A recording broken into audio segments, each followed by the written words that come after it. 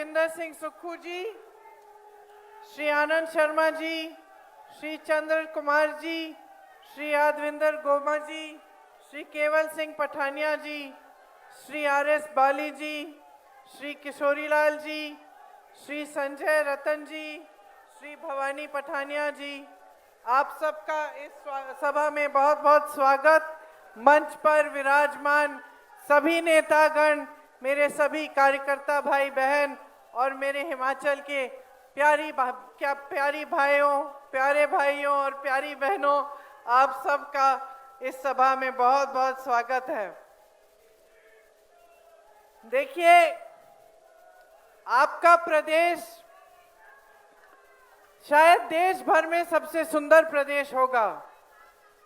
अपनी सुंदरता के लिए जाना जाता है, लेकिन अपनी सभ्यता के लिए भी जाना जाता है। और पूरे देश भर से जब लोग हिमाचल की तरफ देखते हैं तो वो यही बात करते हैं कि यहाँ की जनता बहुत सभ्य है और यहाँ का समाज बहुत सभ्य है, और हाँ, सुंदरता भी बहुत है। देवभूमि कही जाती है, पवित्र भूमि है हम सब के लिए, पूरे देश के वासियों के लिए। आज यहाँ आकर मुझे बहुत खुशी हो रही है। आपके बीच पहली बार इस मैदान से मैं आपको संबोधित कर रही हूँ। मुझे बहुत खुशी है कि इससे पहले भी जब मैं चंबा गई तो उस मैदान से पंडित जवाहरलाल नेहरू से लेकर इंदिरा गांधी जी, राजीव गांधी जी, मेरी माता जी और मेरे भाई साहब, सबने उसी मैदान से जनता को संबोधित किया था। और आज मैं आपके सामने हूँ।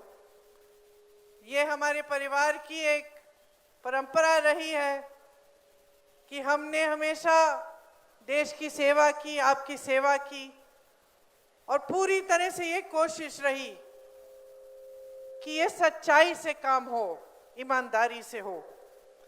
पिछली बार जब प्रचार के लिए मैं हिमाचल में थी तो 22 का चुनाव था, आपके विधानसभा का चुनाव था। उस समय जहां जहां मैं गई, मैंने सिर्फ एक बात कही कि जागरूक बनिए और अपने प्रदेश के लिए, अपने भविष्य के लिए पूरे विवेक से अपना निर्णय लीजिए। मैंने उस समय कहा था कि जो पार्टियां आपके सामने प्रस्ताव रखती हैं कि किस तरह से विकास करेंगी, किस तरह से सरकार चलाएंगी, उनको ध्यान से सुनिए और ध्यान से सुनकर अपने ही विवेक, अपने अनुभव से निर्णय लीजिए। आपने निर्णय लिया और उस निर्णय पे हम सबको गर्व है।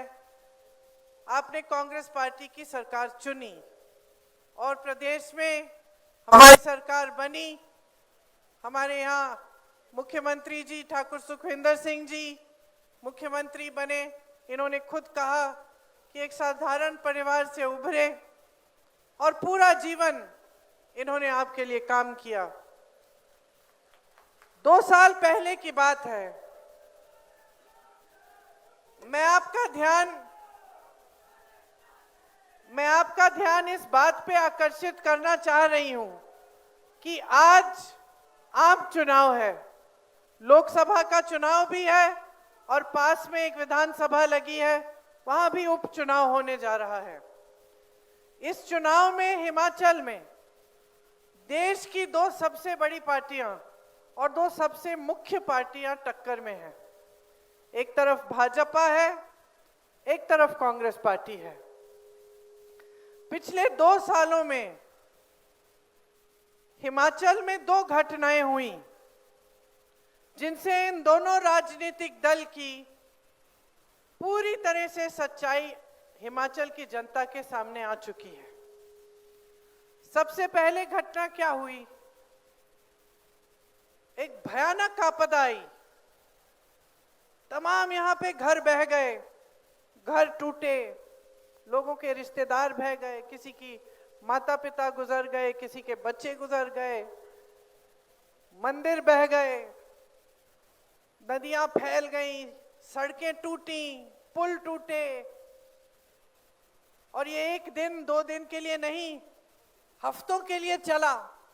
मुझे याद है कई बार मैंने कोशिश की कि मैं आऊं, फिर ऐसा लगा कि अभी भी हो रहा है और यहाँ आके जो राहत के लिए काम हो रहा है, जो पुलिस वाले काम कर रहे हैं, उनको डिस्टर्ब ना किया जाए। तो काफी समय लगा, महीने लगे, और महीनों के बाद मैं आ पाई। लेकिन जब मैं आई तो मैंने देखा कि किस तरह की तबाही हुई है। देख के दिल टूट सा रहा था कि किस तरह से लोगों ने झेला, घर के घर बह गए, और ऐसा लगा कि सड़क ही नदी के अंदर चली गई है पूरी। और जब हम आए महीनों बाद तो हमने देखा कि आधी आधी सड़कें टूटी थी, आधी आधी सड़कों पे हम गुजर के निकले। ये आपदा आई, हमारी नई नई सरकार बनी थी। आपने खुद देखा होगा कि कांग्रेस का एक एक कार्यकर्ता, एक एक नेता, एक एक मंत्री, कांग्रेस के मुख्यमंत्री भी आपके बीच आए और बीच रहे। मुझे याद है फोन पे भी जब हम बात करते थे तो कभी कहीं राहत पहुंचाने के लिए चले गए होते, या कहीं हमारे मंत्री कहीं भी फंसे हुए पर्यटकों को बाहर निकालने के लिए खुद बीच रात तक खड़े रहे।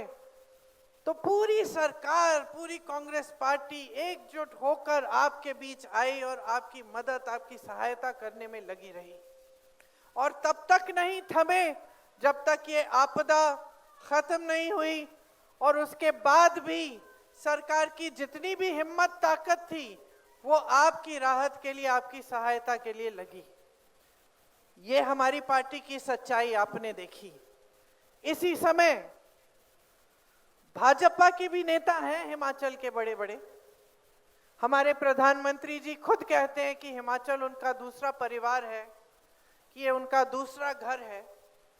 लेकिन एक बार इस तरफ मुड़ के नहीं देखा, एक बार यहां नहीं आए, किसी के घर में नहीं गए, किसी को पूछा नहीं कि घर बह गया, परिवार के सदस्य बह गए, क्या हालात हैं आपके, किस तरह से आपको मदद कर सकते हैं। भाजपा के बड़े से बड़े नेता हिमाचली हैं, वो भी आपकी तरफ नहीं देखे, वो भी नहीं आए।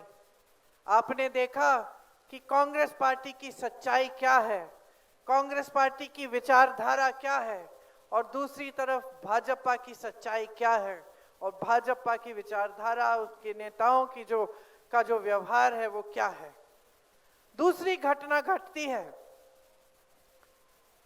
भाजपा अपने धन बल से आपसे जो चुनी गई सरकार थी, प्रदेश की कांग्रेस सरकार को गिराने की कोशिश करती है। विधायकों को 100-100 करोड़ रुपए दिलाए जाते हैं, रात को चोरों की तरह इधर से उधर छुपाया जा रहा है। कोई चंडीगढ़ जा रहा है होटल में बैठने के लिए, कोई कहीं और जा रहा है। आपकी सरकार की चोरी आपके आंखों के सामने हो रही है। पैसा दिया जा रहा है, जिन्होंने आपके लिए आपदा में काम किया, जो पूरा मंत्रिमंडल आपके लिए हाजिर रहा दिन रात आपकी सहायता के लिए, जिन कार्यकर्ताओं ने दिन रात आपके लिए काम किया, उनके साथ विश्वासघात होता है। और आप देख रहे हैं आपके आंखों के सामने कि देश के प्रधानमंत्री, जिनकी जिम्मेदारी होती है कि लोकतंत्र को बनाए रखें, जिनकी जिम्मेदारी होती है कि एक नैतिकता का प्रतीक बन के रहें जनता के सामने, ताकि कोई भी बच्चा किसी भी पाठशाला में, किसी घर में, किसी परिवार में कोई भी नौजवान देखे तो कोई कह पाए ये हमारे प्रधानमंत्री हैं, एक नैतिक ईमानदार इंसान हैं। ये उनकी जिम्मेदारी होती है। लेकिन वो अपने लोगों, अपने नुमाइंदों को यहाँ भेजकर, पैसों के बैग पकड़ के यहाँ भेजकर आपके विधायकों को खरीदने का काम कराते हैं, और खुशी से सब आपके सामने पेश होते हैं। और ये देश की मीडिया, जिनको खरबपतियों ने खरीद रखा है, सब तालियां बजाते हैं, वाह वाह करते हैं कि मोदी जी हैं तो मुमकिन है। ये घटना भी हिमाचल में पिछले 2 सालों में घटी। ये तो हमारी सरकार थी, हमारे अपने विधायक थे, हमारे मंत्री थे, हमारे मुख्यमंत्री जी थे, जो अडिग रहे, दृढ़ रहे, जो झुके नहीं इस धनबल के ताकत के सामने। और हिमाचल की जनता ने जो चुना था, हिमाचल की जनता ने जो निर्णय लिया था 22 में, उसको अटल रखने के लिए खड़े रहे। नहीं तो ये सरकार नहीं बचती, क्योंकि भाजपा की विचारधारा, भाजपा के नेताओं का व्यवहार, भाजपा की नैतिकता सब आपके सामने दिखने लगी। ये उनकी सच्चाई है और ये हमारी सच्चाई है। चुनाव के समय आपके सामने बड़े से बड़े नेता, प्रधानमंत्री जी आते हैं, कहीं पहाड़ों पे चले जाते हैं, कैमरा निकाल के पर्यटक की तरह खड़े होके फोटो खींचते हैं, लेकिन जो आपकी समस्याएं हैं उनके बारे में बात नहीं करते। भगवान का नाम लेते हैं तो वोटों के लिए, आपसे कहते हैं कि भगवान के नाम से वोट दीजिए, लेकिन भगवान का काम कोई नहीं कर रहा है। सरकारें चोरी हो रही हैं, धन बल से लोकतंत्र बिगाड़ा जा रहा है, संविधान को बदलने वाली बातें हो रही हैं, जिससे आपके अधिकार, आपके आरक्षण कमजोर होंगे, लोगों का बंटवारा हो रहा है, धर्म के नाम से फिजूल की बातें हो रही हैं मंच पर कि कांग्रेस पार्टी के नेता आकर आपके भैंस चुराएगी, आपके मंगलसूत्र चुराएंगे, लेकिन आपकी बात नहीं हो रही है। तो जो इनकी सच्चाई है वो स्पष्ट है। अब आपकी जागरूकता पर निर्भर है कि आप इस सच्चाई को देख पा रहे हैं कि नहीं, क्योंकि टीवी आपको कुछ और दिखा रहा है। आपको टीवी पे, सारे चैनलों पे यही दिखता है कि मोदी जी जैसे नेता कभी हुए नहीं है इस देश में, कि भाजपा जैसी ईमानदार पार्टी है ही नहीं इस देश में। आपको बताया जा रहा है कि अर्थव्यवस्था तेजी से आगे बढ़ रही है, लेकिन आप घर जाते हैं, महंगाई से जूझ रहे हैं, दुकान जाती हैं, मेरी बहनें कुछ खरीद नहीं पा रही हैं, बच्चों को पाल रही हैं, बच्चा बीमार पड़ता है तो समझ में नहीं आता कि इलाज कैसे कराएंगे। महंगाई इतनी हो गई है कि सिलेंडर का दाम छोड़िए, हर चीज का दाम इतना बढ़ चुका है कि सामना करना मुश्किल है। सच्चाई ये है आपकी, इस देश के नौजवानों की, कि जितनी भी मेहनत कर रहे हैं इनके माता पिता इनको शिक्षित करने के लिए, आज तमाम शिक्षित नौजवान बेरोजगार है, रोजगार मिलने का नामो निशान नहीं है। सरकारी पद खाली पड़े हैं, 30 लाख, 70 करोड़ नौजवान इस देश में बेरोजगार हैं, और टीवी आपको दिखा रहा है कि सब खुशहाल हैं, किसान भी खुश है, नौजवान भी खुश है, महिलाओं के लिए जाने क्या क्या किया है, और सब खुशहाली फैल रही है देश में। लेकिन ये सच्चाई नहीं है। सच्चाई वो है जो आप जी रहे हैं, जो आप देख रहे हैं। सच्चाई इनकी ये है जो 2 सालों से आपने स्पष्ट तरह से हिमाचल प्रदेश में देखी है।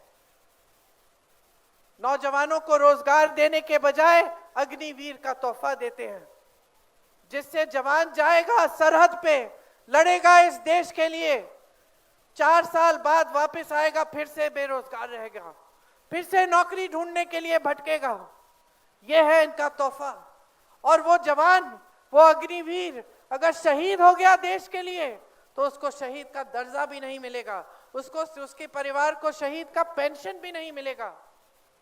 यहां मुख्यमंत्री जी ने ओपीएस की बात की, ओपीएस लागू हुआ। जब हम ये कह रहे थे चुनाव में कि हम अपने जहां जहां हमारी प्रदेश सरकार बनेगी ओपीएस को लागू करेंगे, भाजपा के नेताओं ने खूब बवाल उठाया कि ये लोग झूठ बोल रहे हैं, अर्थव्यवस्था में इसके लिए पैसे नहीं हैं। लेकिन जब इनके बड़े बड़े खरबपति मित्रों को देश के खदान पकड़ाने थे, देश के हवाई अड्डे पकड़ाने थे, देश के बंदरगाह पकड़ाने थे और 16 लाख करोड़ के कर्ज माफ करने थे, तब अचानक देश में सारे पैसे आ गए। तब देश की अर्थव्यवस्था के बारे में कोई चर्चा नहीं की इन्होंने। ये है इनकी सच्चाई। सच्चाई ये है कि कांग्रेस पार्टी ओआरओपी लाई, 1 रैंक 1 पेंशन, इन्होंने 1 रैंक और अलग अलग पेंशन कर दिए। डिसेबिलिटी का पेंशन मिलता था सैनिकों को कि चोट लग जाए, कुछ हो जाए, चल नहीं पाएंगे, एक हाथ में कुछ हो गया, इस्तेमाल नहीं कर पाएंगे, तो पेंशन मिलता था, वो पेंशन भी खत्म कर दिया है। ना इनकी सरकार अधिकारियों के लिए चल रही है, ना सैनिकों के लिए चल रही है, ना कर्मचारियों के लिए चल रही है, ना किसानों के लिए चल रही है, ना गरीबों के लिए, ना महिलाओं के लिए, तो किसके लिए चल रही है?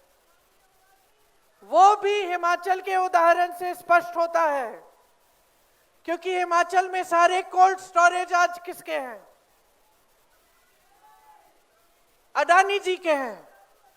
तो यहां के जो सेब उगते हैं उस पे तो जीएसटी की टैक्स भरे जा रहे हैं, और अमेरिका से जो सेब आ रहा है उसका टैक्स कम हो रहा है। ग्राहक का दुकान से कौन सा सेब खरीदेगा? जो सस्ता होगा। अमेरिकन सेब खरीद रहा है, और अडानी के कोल्ड स्टोरेज में सेब पड़े रहेंगे। अडानी जी तय करेंगे कि सेब का दाम क्या है, अडानी जी तय करेंगे कि सेब कब बिकेगा। और इसी तरह से देश के सारे किसानों के साथ विश्वासघात हो रहा है। देश का किसान आज कमा नहीं पा रहा है खेती से। हर सामान पे जीएसटी है, पेट्रोल डीजल महंगा है, कुछ नहीं कर पा रहा है, चाहे कितनी भी मेहनत करे। पहले रोजगार भी मिलते थे खेती से, आज खेती से रोजगार क्या, खुद किसान नहीं कमाता। तो परिस्थितियां ऐसी बन गई हैं कि 10 सालों से धर्म का नाम लेकर ऐसी सरकार आई है इस देश में, और ऐसी राजनीति हावी हुई है जो सिर्फ सत्ता के लिए काम करती है, और सत्ता को रखने के लिए धन बल का इस्तेमाल करती है। धन बल का इस्तेमाल करने का मतलब यह है कि धन की जरूरत होती है। इसका मतलब है कि बड़े बड़े खरबपतियों को खुश रखने की जरूरत पड़ती है। तो तमाम माफियाएं हर जगह फूल रही हैं, फल रही हैं। यहां पे भी बालू की माफिया और बाकी माफियाएं सब फूल रहे हैं, फल रहे हैं इनकी वजह से। इन पे रोक सिर्फ कांग्रेस पार्टी ला सकती है, और कांग्रेस पार्टी ने लाकर दिखाया है आपको। पूरे देश भर में ऐसे ही बड़े बड़े खरबपति आगे बढ़ रहे हैं, जनता को लूटा जा रहा है। यहां हिमाचल में आपने उदाहरण देखा है कि अगर सरकार की नीयत अच्छी होती है, अगर नेता ईमानदार होते हैं, तो कितना काम हो सकता है, और ऐसी माफियाओं पे भी रोक डल सकता है। जब एक सरकार को सिर्फ सत्ता के लिए काम करना होता है, सिर्फ बड़े खरबपतियों को खुश करने के लिए काम करना पड़ता है, तो वो सरकार न लोकतंत्र को देखती है, न संविधान को देखती है, न जनता को देखती है। बार बार ऐसा ही हमने पूरे देश में देखा है। किसानों ने आंदोलन किया, मोदी जी घर से बाहर निकले नहीं।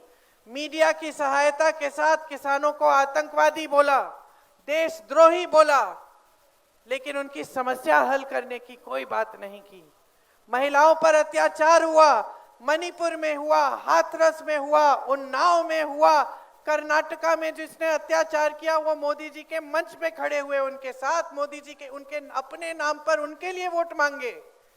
हर स्तर पर जहां जहां अत्याचार हुआ महिलाओं के साथ, मोदी जी और उनकी सरकार ने, उनके नेताओं ने अत्याचारियों का ही पक्ष लिया। महिला की सुरक्षा नहीं देखी, महिला की रक्षा नहीं की। तो हर स्तर पर आपकी मुसीबतों को बढ़ाने का काम हो रहा है। 10 सालों से सिर्फ यही हुआ है। अगर इनकी एक उपलब्धि है तो यही है कि 10 सालों में इन्होंने भाजपा को दुनिया की सबसे अमीर पार्टी बना दी। 10 सालों में भाजपा पार्टी इस दुनिया की सबसे अमीर पार्टी बनी कैसे भाइयों और बहनों? अगर मोदी जी इतने ईमानदार हैं, इतने सभ्य हैं, चंदा ले लेके, और चंदा किस किस से लिया? जिसने वैक्सीन बनाई कोविड से उससे 52 करोड़ रुपए चंदा लिया। जिसने गुजरात में वो पुल बनाया था, जो पुल गिर गया और सैकड़ों लोग बह गए पानी में, उससे चंदा लिया। जिस पे छापे मारे थे उनसे चंदा लिया, छापे बंद कर दिए चंदा लेने के बाद। जिन पे मुकदमे डाले थे उनसे चंदा लिया और मुकदमे ठंडे बस्ते में डाले, और कर करके बड़े बड़े खरबपतियों के साथ अपनी साठ गांठ रख के दुनिया की सबसे अमीर पार्टी बना दी बीजेपी। कांग्रेस पार्टी 55 सालों से सत्ता में रही, 55 सालों में कभी दुनिया की सबसे अमीर पार्टी नहीं बन पाई और ना किसी ने प्रयास किया इसे बनाने का। हमारा प्रयास था कि देश की संपत्ति देश के देशवासियों के हाथों में वापस जाए। आज भी हमारा यही प्रयास है। जो गारंटी हम हिमाचल प्रदेश के चुनाव में लाए थे, जिसको पूरा करने का काम सुक्खू जी और इनकी सरकार कर रहे हैं, जो आपके सामने आस्ते आस्ते सब पूरा हो रहा है, ये गारंटी का काम वही काम था कि जो देश की संपत्ति है वापस आपके जेबों में जानी चाहिए। हम इस चुनाव में भी, लोकसभा के चुनाव में भी कुछ गारंटियां लाए हैं जो हम देश भर में लागू करना चाहते हैं। सबसे पहली ये है कि 25 लाख रुपए तक आपको स्वास्थ्य बीमा मिलेगा। मतलब 25 लाख रुपए तक जितना भी जो भी इलाज कराना हो वो इलाज मुफ्त होगा। ये हमने राजस्थान में करके दिखाया है। जैसे यहाँ पे हिमाचल की सरकार ने 1500 रुपए अभी महिलाओं के खातों में डालना शुरू किया, उस तरह से हम महिलाओं के खातों में 8500 रुपए हर महीने केंद्र सरकार की तरफ से देंगे। ये पूरा एक साल में 1 लाख रुपया बनता है। आंगनबाड़ी, आशा बहू और मिड डे मील की बहनों के लिए हम आपका मानदेय बढ़ाएंगे और केंद्र से दुगनी राशि भेजेंगे। सरकार में जितने भी पद हैं उनमें से 50% महिलाओं के लिए हम आरक्षित करेंगे। पहले के आरक्षणों के तहत नौजवानों के लिए एक अप्रेंटिसशिप की स्कीम लाएंगे, जिसके जरिए जब आप स्नातक पास होंगे तो आपको पहली नौकरी मिलेगी जिसमें सालाना 1 लाख रुपए आप कमा पाएंगे और आपका हुनर भी बनेगा जब तक आप एक स्थायी नौकरी नहीं ले पाएंगे। इसके अलावा 5000 करोड़ का एक फंड बनेगा, जिससे अगर नौजवान अपना कारोबार, अपना छोटा यूनिट खोलना चाहता है उसको सुविधा मिलेगी। 30 लाख सरकारी पद जो मोदी जी ने खाली छोड़े हैं वो हम आपको भर के दिखाएंगे। हम अग्निवीर स्कीम को एकदम रद्द कर देंगे और पहले जैसे भर्ती लाएंगे। किसानों के लिए एमएसपी न्यूनतम समर्थन मूल्य एक कानून बनेगा, आपको मिलना ही पड़ेगा। जिस तरह से भोजन का अधिकार बनाया, जिसकी वजह से आज मोदी जी मजबूर हैं कि 5 किलो राशन हर गांव में पहुंचाते हैं, मजबूरी है इनकी, क्योंकि कांग्रेस ने ये कानून बनाया, ये आपका अधिकार बनाया। उसी तरह से हम कानून बनाएंगे, आपका अधिकार बनाएंगे कि न्यूनतम समर्थन मूल्य, आपके उपज का सही दाम आपको मिलना ही मिलना पड़ेगा। खेती के हर सामान से हम जीएसटी को हटा देंगे ताकि खेती का हर सामान सस्ता हो जाएगा। किसानों के कर्ज के लिए हम एक स्थायी कर्ज माफी का आयोग बनाएंगे, जिसके जरिए आप जब आपको सुविधा की जरूरत होगी, आप कर्ज के संकट में होंगे, आप उस आयोग में जाकर सुविधा उठा पाएंगे। आपके लिए, किसानों के लिए आज आपको नुकसान का जो भुगतान है वो पूरी तरह से नहीं मिलता। हमने तय किया है कि जब नुकसान होता है तो 1 महीने के अंदर अंदर आपको पूरा भुगतान मिलेगा। श्रमिकों के लिए 400 रुपए प्रतिदिन से कम आपको दिहाड़ी कोई नहीं दे पाएगा। इस पूरे देश में कानून लागू करेंगे। और जिस तरह से मनरेगा में हमने सबको गांव में रोजगार दिलवाया और उसके बाद मोदी जी जब आए तो उन्होंने मनरेगा को कमजोर किया, हम मनरेगा को मजबूत करेंगे। और जिस तरह से गांव में हमने मनरेगा लागू किया, उस तरह से शहरों में भी हम शहरी मनरेगा लागू करके आपको 100 दिन का रोजगार का अधिकार हम देंगे। इसके अलावा बहुत ऐसे कार्य हैं जो हम आपके लिए करना चाहते हैं। आप खुद मिसाल देख रहे हैं कि प्रदेश सरकार जब कुछ करना चाहती है, जब नीयत सही होती है, तो कितनी ईमानदारी से, कितनी सही राजनीति आपके प्रदेश में आ सकती है और आई है। आपने देखा आपदा के समय केंद्र सरकार ने मुंह फेर दिया। जो राशि भेजते हैं अलग अलग प्रदेशों में जब आपदा होती है, वो राशि भेजी नहीं आपके लिए, आपकी अर्थव्यवस्था पर बोझ डाला। क्योंकि सारी संपत्ति जो हिमाचल प्रदेश की थी, पहले से ही जब हमारी सरकार आई तो कर्ज में था प्रदेश। ऊपर से जब आपदा आई, केंद्र सरकार से कोई मदद नहीं मिली, तो हमें संपत्ति का इस्तेमाल करना पड़ा आपदा के राहत के लिए। तो मुश्किलों में डालने का काम इनका है, मुश्किलों से निकालने का काम हमारा है। यही हमारी विचारधारा रही है। तो मैं सिर्फ ये आग्रह करने आई हूं कि आप हमें पहचानिए, हमारी सरकार को, हमारे नेताओं को, हमारी विचारधारा को, हमारी पार्टी को। हमने हमेशा आपकी सेवा की है। आज भी हमारे हर मंत्री, हमारे मुख्यमंत्रियों का धर्म यही है कि जनता की सेवा करनी है और जनता सर्वोपरि है।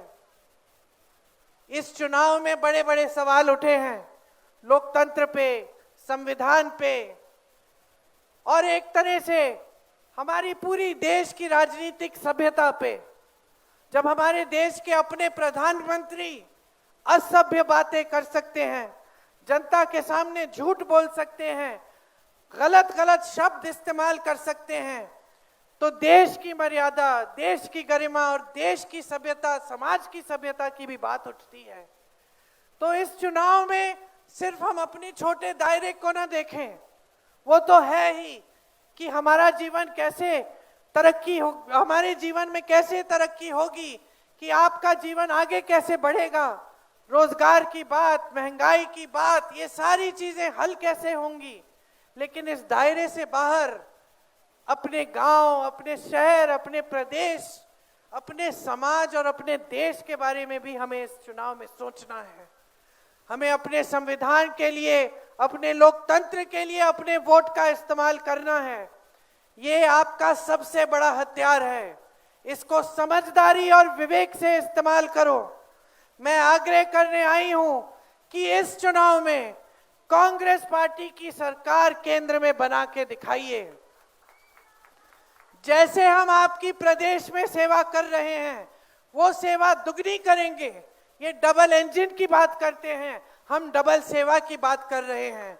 हम दुगनी सेवा करेंगे। जितनी स्कीम आपको यहां से मिल रही है, उसके ऊपर से केंद्र की स्कीमें मिलेंगी और आपकी तरक्की होगी। हम करके दिखाएंगे। आप सबने बहुत ध्यान से मेरी बातें सुनी, मैं इसके लिए आपको बहुत बहुत धन्यवाद देती हूं और बहुत आभारी हूं, क्योंकि आज बहुत गर्मी भी है। हम लोगों को तो आदत है, दिल्ली वासी हैं, लेकिन यहाँ आपको इतनी गर्मी की आदत भी नहीं है। तो आपने इंतजार किया, मेरी बातें सुनी, इसके लिए बहुत बहुत आभारी हूँ। धन्यवाद। जय हिंद।